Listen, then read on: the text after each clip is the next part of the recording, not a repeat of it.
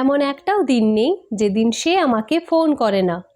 এমন একটাও দিন নেই যেদিন আমি আমার শৈশবের কথা মনে করি না।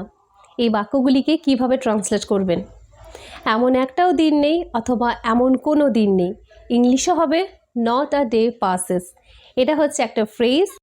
যেমন ধরুন, এমন একটাও দিন নেই যেদিন সে আমাকে ফোন করে না। কি বলবো?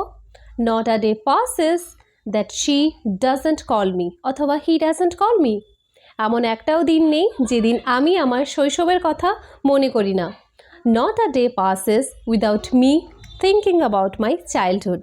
এবার বলুন তো, দিনের পর দিন সে আরও পপুলার হয়ে উঠছে, অথবা দিনের পর দিন গরম আরও বেড়েই চলেছে। দিনের পর দিন আমি আরও বেশি আত্মবিশ্বাসী হয়ে উঠছি। এই বাক্যগুলিকে কিভাবে ট্রান্সলেট করবেন? খুব সহজ। দিনের পর দিন অথবা যত দিন যাচ্ছে, ইংলিশ হবে উইথ ইচ পাসিং ডে। যেমন দিনের পর দিন তার পপুলারিটি আরও বেড়েই চলেছে। কি বলবো? With each passing day his popularity is increasing. দিনের পর দিন আমি আরও বেশি আত্মবিশ্বাসী হয়ে উঠছি। With each passing day I am becoming more confident. দিনের পর দিন আবহাওয়া আরও গরম হচ্ছে।